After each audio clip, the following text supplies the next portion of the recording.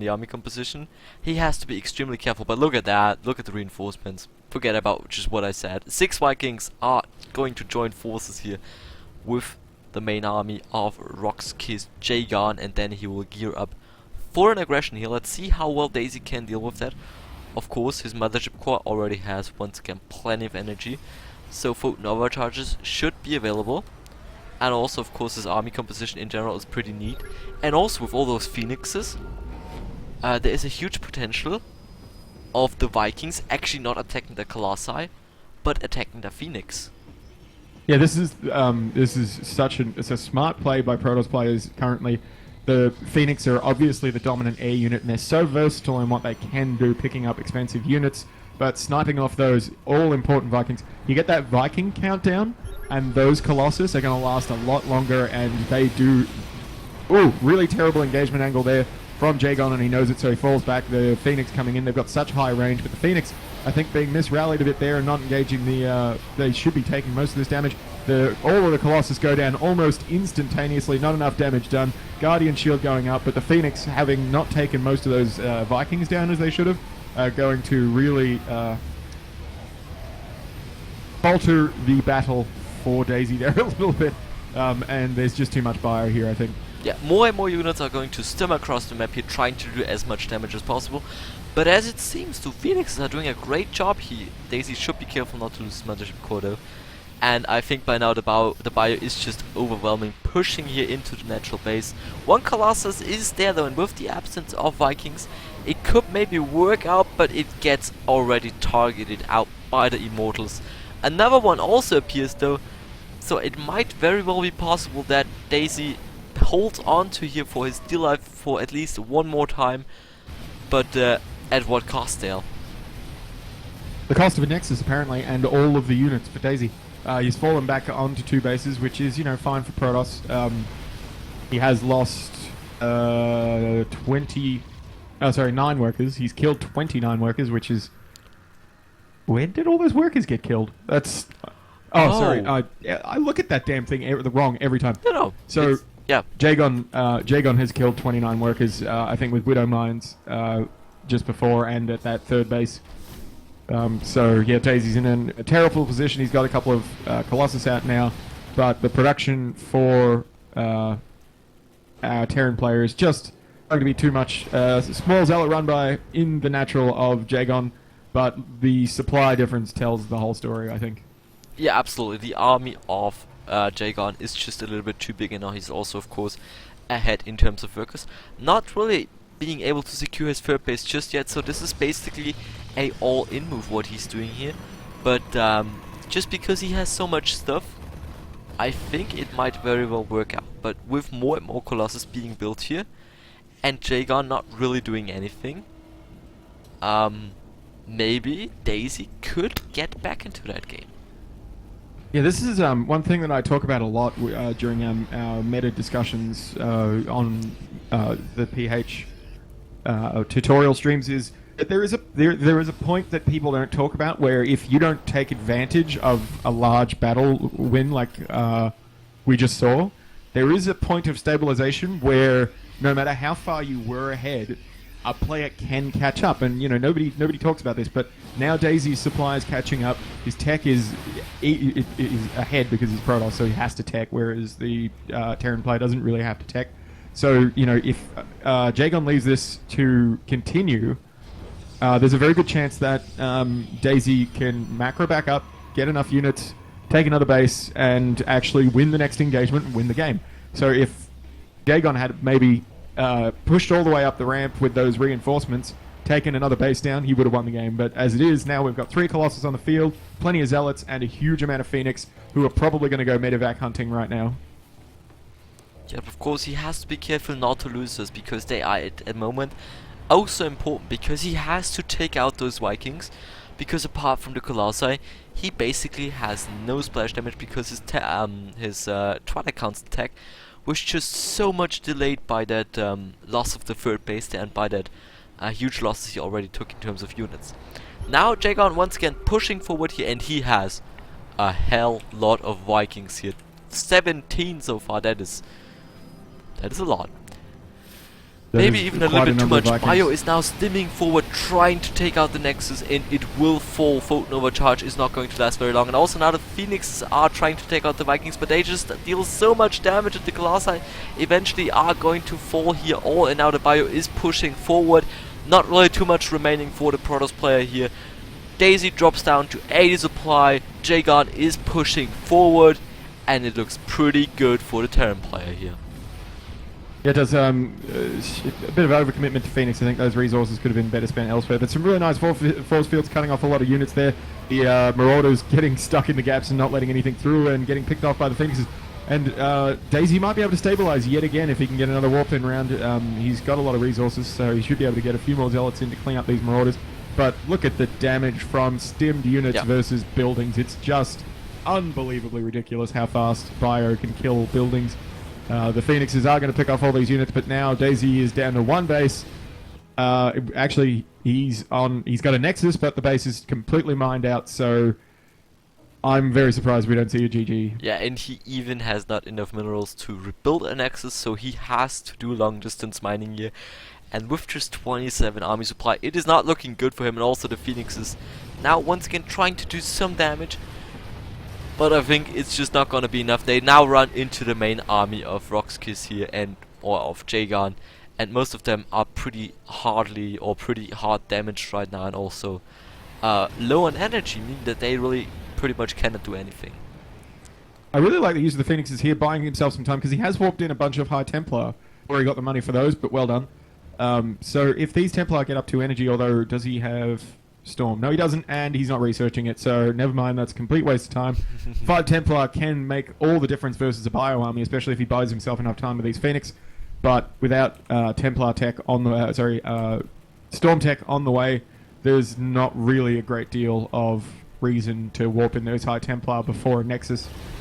Maybe just fear, maybe if he thinks Jagon sees 5 High Templar up the ramp, he won't want to take an engagement, but I doubt that very much. And also the thing is that pretty much those Templars are the only unit that Daisy has right now. So it is really not looking too good for him here. So we do have a second base actually coming online. I didn't even notice that going down for some reason. I was too busy talking about Templar, and it finishes up and he transfers a hell of a lot of probes to it. So he's not entirely... I mean, he is in a horrible position as he's against a 4-base Terran, which is... I think what they call that in gaming terms is unstoppable. Yeah, especially if you are basically on one base as a Protoss player. Then it is pretty much... Still, I'm finally researching, and these Templar have a hell of a lot of energy. They have, yeah, but if you just have Templar in your army, I mean, of course, Templar do deal a lot of damage, but usually the Storm is not the thing that actually kills the units. So you would end up damaging a lot of units, but not really killing them. So yeah, Daisy has bought himself so much time with these Phoenix, and I have no idea why Jagon is so terrified of leaving his base when he's got turrets down at every base. He could afford to lose, 50 workers and still be way ahead. I think he knows it now, so he's just going to go for it. Let's see how good these storms are. I don't think it's going to be enough, but see if he can redeem a bit of his dignity. Oh my god, those Archons are getting massive damage on those Vikings. And the storms go down, and oh my god, that was amazing. All of those bio units got split up and completely massacred, and the supply still hugely ahead for Jagon, but he lost so much in those few storms. All the units for Daisy are down, but that was, what a moral victory by Daisy. That was an incredible engagement, getting concave from 2 sides and still managing to easily win the battle. In theory, losing eventually, but just so much damage. Those Archons getting a shot off on those clumped up Vikings, that was... I didn't even realize that Archons did that much damage to Vikings. Well, yeah, if you stack them up like that, they sure do. But the thing was, of course, Daisy was taking that engagement beautifully. But at that time, he was just a little bit too far ahead to recover.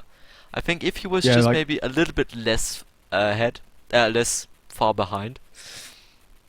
I think he might have recovered just because there was a great engagement, but also really Jagon at that point really didn't care just because he was so far ahead. He basically could have A-moved into that army, and I think he's still gone out victorious out of that engagement. Yeah, definitely. I don't think we expected Days to win, but just the engagement there really showed that. By the way, we have Um, our next game, so you can join. okay, that engagement was just so superbly executed from him. And Daisy just Getting that wrote me arc of something in those. Korean. Gotta quickly let... I don't speak Korean. Really. Sorry. Google Translator. Tell me wisdom. Ah, yeah. It means WHBO. World Health Body.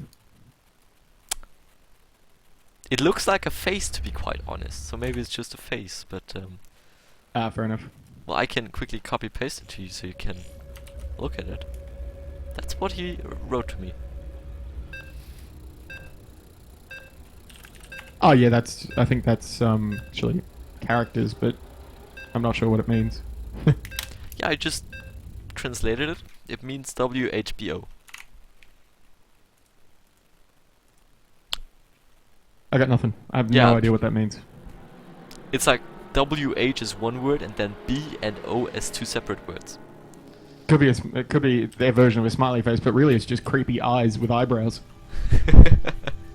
And Whirlwind, the first big map for the night. We've had nothing but tiny little aggressive maps, so this should be nice to see a more macro game. Both players probably going to take it a little bit easier, given that it is the quarterfinals, if I'm not mistaken. It is indeed, meaning of course this is a best of 3. So far, one players, yeah, great English, one player of them both here is ahead by one game, and that very player spawns as the blue Terran player in the top right hand side of Whirlwind, and it is Roxky's Jagon.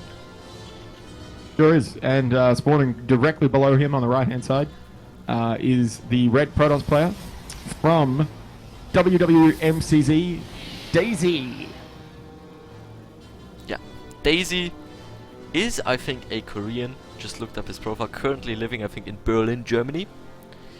That's why there is a German flag next to his name. Because I got a little bit confused there, just because I knew that Daisy was actually Korean and is lagging once again. But there was that German flag next to his name, so I wasn't quite sure. But now I'm quite sure, actually, that it's that Daisy. Maybe there's some storms across the EU at the moment. There's a lot of lag going on. So we've got up and down spawns, which is a complete nightmare for the Protoss player.